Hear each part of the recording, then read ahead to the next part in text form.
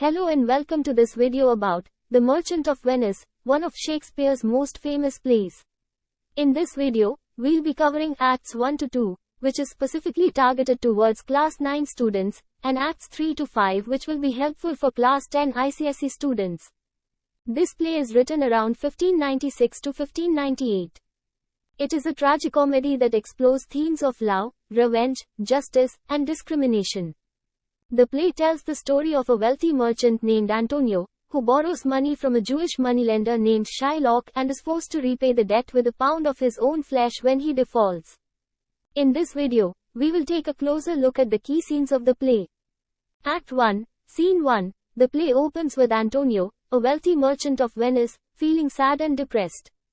He is approached by his friends, Salanio and Salario, who try to cheer him up but are unable to do so. Antonio reveals that he is worried about his ships that are currently at sea, and he is afraid that they may have been lost in a storm. This scene sets the tone for the play and introduces the main character, Antonio, as a troubled and melancholic man. Act 1, Scene 2.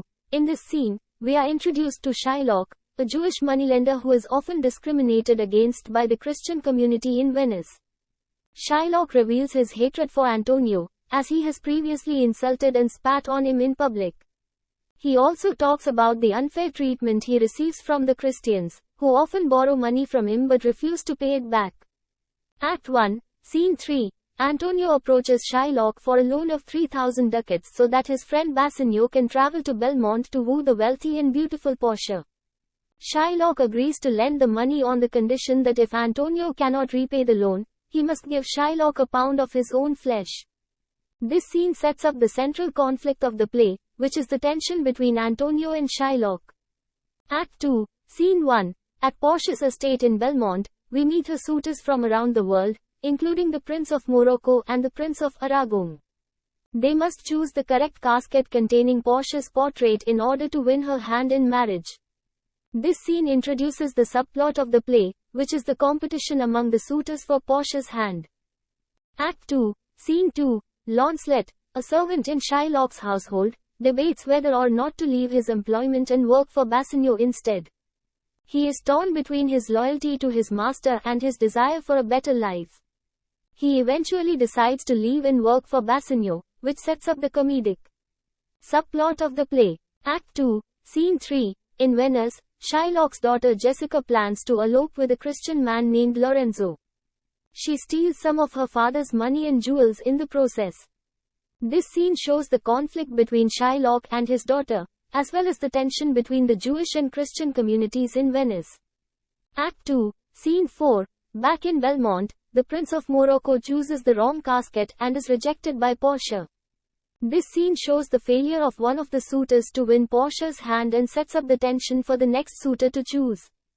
Act 2, Scene 5. At Shylock's house, news of Jessica's elopement and theft of money and jewels is received with shock and anger. Shylock is devastated by his daughter's betrayal and loss of his wealth. This scene shows the conflict between Shylock and his daughter, as well as the consequences of her actions. In Act 2, Scene 6 of The Merchant of Venice, Bassanio chooses the correct casket and wins Portia's hand in marriage. This scene marks a turning point in the play as the subplot of the suitors' competition for Portia's hand is resolved. Bassanio's success is also significant because he is Antonio's closest friend and the reason for Antonio's loan from Shylock. With Bassanio's marriage to Portia, the bond between Antonio and Bassanio is strengthened, which heightens the tension and stakes of the main conflict between Antonio and Shylock.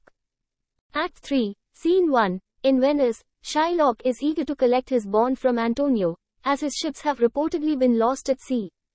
However, Portia, disguised as a young lawyer, arrives in court to defend Antonio.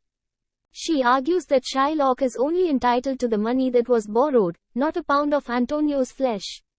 Shylock insists on his legal right, but Portia points out that if he sheds even a drop of Antonio's blood, he will be punished.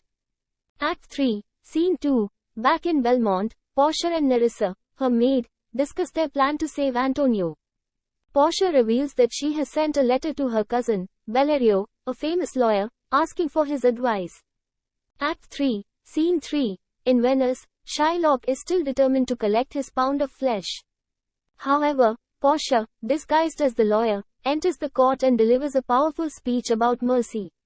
She argues that Shylock is not entitled to the flesh and that he will be punished for seeking to harm a Venetian citizen. Shylock is forced to convert to Christianity and give his wealth to his estranged daughter, Jessica. Act 4, Scene 1. In this scene, we find ourselves in a courtroom in Venice where the trial between Shylock and Antonio is taking place. Shylock demands that he be allowed to extract a pound of flesh from Antonio as repayment for his defaulted loan. Antonio, on the other hand, argues that the bond between them was a joke and that Shylock has no right to claim his flesh.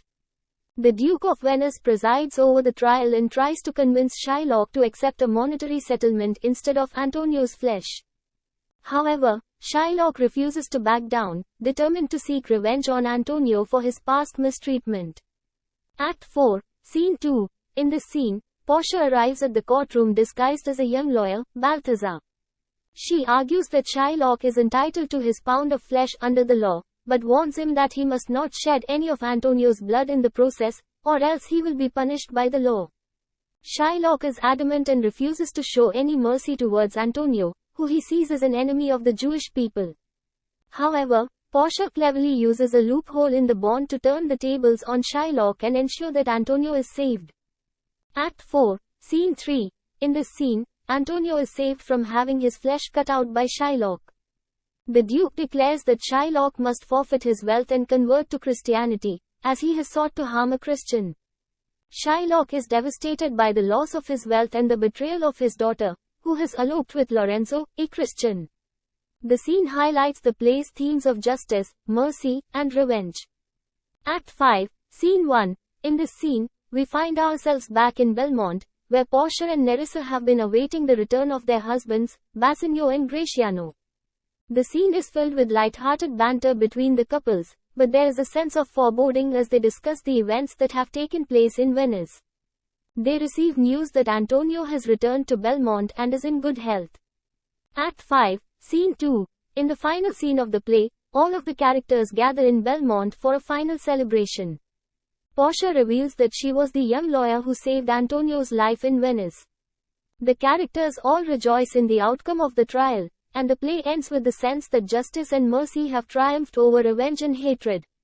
The scene also features a famous speech by Portia about the quality of mercy, which highlights the play's central themes. That's all for today's video.